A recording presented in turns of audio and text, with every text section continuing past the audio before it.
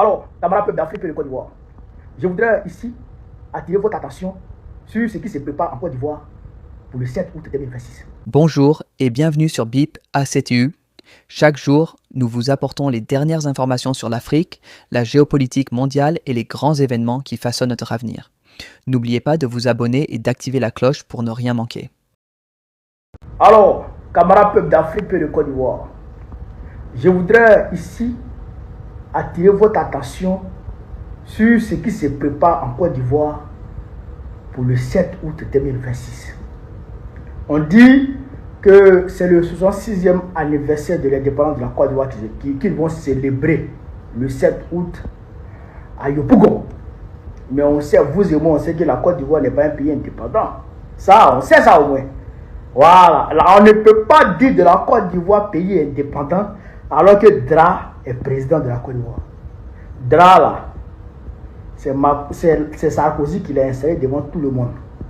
La France a recolonisé littéralement la Côte d'Ivoire le 11 avril 2011, devant tout le monde. Ils ont amené Gbagbo et ils ont placé leur vassal, leur bon chien, leur caniche. Donc ça c'est pas indépendance, c'est pour gaspiller l'argent. Ça, on est au courant de ça. Mais, rappelez-vous de ce que le président Tchani a dit lors de son dernier discours à la télévision nationale nigérienne. Qu'est-ce qu'il a dit? Il a dit que tant Dramane Ouattara et Macron devraient envoyer des terreaux au niveau du Mali pour attaquer le Mali le 25 avril dernier, ils ont fait croire aux militaires de Côte d'Ivoire que le Burkina Faso s'apprêtait à attaquer la Côte d'Ivoire. Et donc, qu'il fallait faire sortir des équipements militaires pour aller contrecarrer cette attaque venant du Burkina Faso. Vous vous rappelez de ça au moins?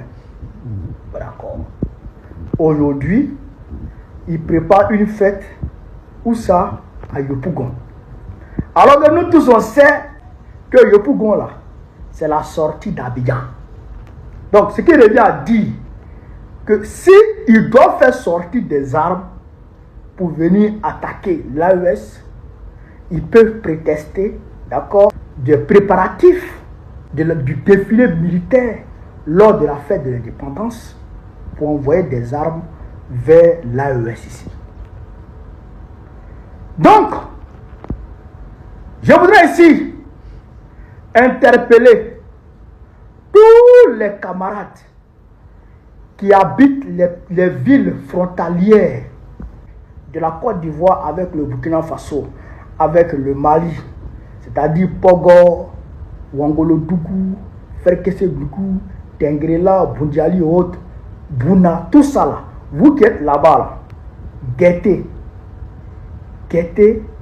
tout mouvement suspect de l'armée de Côte d'Ivoire dans ce périmètre-là. Guettez. Parce qu'ils peuvent profiter du défilé militaire pour faire venir des armes lourdes vers nous ici. Parce que je vous le dis, Macron a décidé, d'accord, de faire tout son possible, de peser de tout son poids pour essayer de déstabiliser l'AES avant la fin de son mandat. Est-ce que vous comprenez ça? Avant la fin de son mandat. Donc, tous les ourais qui sont en train de faire autour de cette histoire de 7 août, non, boissons gratuites, non, tout ça là, c'est pour embobiner les gens. Mais, à nos camarades qui sont dans les villes frontalières, dans les villages frontaliers, qui sont dans le périmètre, d'accord, de la frontière entre la Côte d'Ivoire et le Burkina Faso, entre la Côte d'Ivoire et le Mali, guettez. Soyez vigilants. Vigilez. Quand vous voyez des mouvements suspects de l'armée de Côte d'Ivoire, en faites des photos, faites des vidéos, puis envoyez-les nous. Je ne comprends pas l'armée ivoirienne. Je ne comprends pas les militaires de Côte d'Ivoire.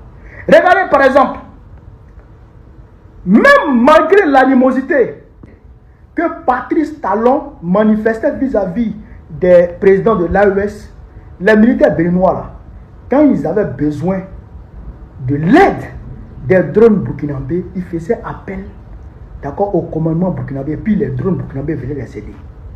Eux, ils collaborent étroitement avec les militaires burkinabés. Les Togolais, ça on n'en parle pas. L'armée togolaise frappe les terreaux sur le territoire burkinabé. Et les drones burkinabés rentrent sur le territoire togolais pour aller frapper. C'est vrai qu'aujourd'hui, c'est la fraternité qui existe entre le Togo et puis le Burkina Faso. Mais avec le Bénin de Patrice Talon, c'était une animosité en réalité. Mais les militaires de Côte d'Ivoire, je ne comprends pas. Je ne les comprends pas. Ils sont devenus comme des cafards. Ils sont devenus bizarres. Je ne les comprends pas. Oh, ce sont eux qui ont lutté contre l'armée française. Est-ce que vous savez que quand, en novembre 2004, quand l'armée française a tiré sur les patriotes à l'hôtel Ivoire, est-ce que vous savez qu'on a des militaires ivoiriens qui ont limé certains militaires français? Est-ce que vous savez ça? Est-ce que les militaires ivoiriens ont limé certains militaires français qui sont restés sur le champ? Il y en a qui ont pris gré. Ils ont combattu l'armée coloniale française. D'accord? En 2011, en avril 2011, pendant l'assaut final, mais qu'est-ce qui s'est passé? Nos militaires ont fait coucher les militaires, beaucoup de militaires français. On ne peut pas les citer. Mais aujourd'hui, je ne sais pas comment ils sont devenus. Comment les militaires ivoiriens sont devenus. Je ne comprends pas. Donc, vous n'êtes plus frères d'armes des militaires burkinabés. Vous n'êtes plus frères d'armes des militaires maliens. Vous n'êtes plus frères d'armes des militaires nigériens. Vous suivez les ordres de Draman Ouattara qui est un terreau et qui est commandé par Macron. Et vous aidez les terreaux à agresser les militaires burkinabés et les populations burkinabées. Ah, c'est la honte. La honte. Mais ce que je dis là, à nos camarades qui sont dans les zones frontalières, guettez, vigilez.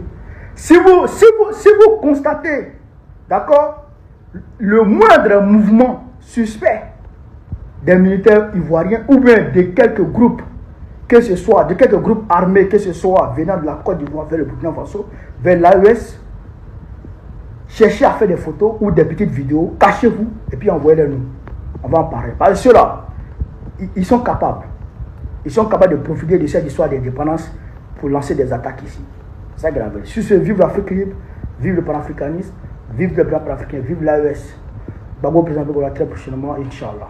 Merci d'avoir suivi cette vidéo jusqu'au bout.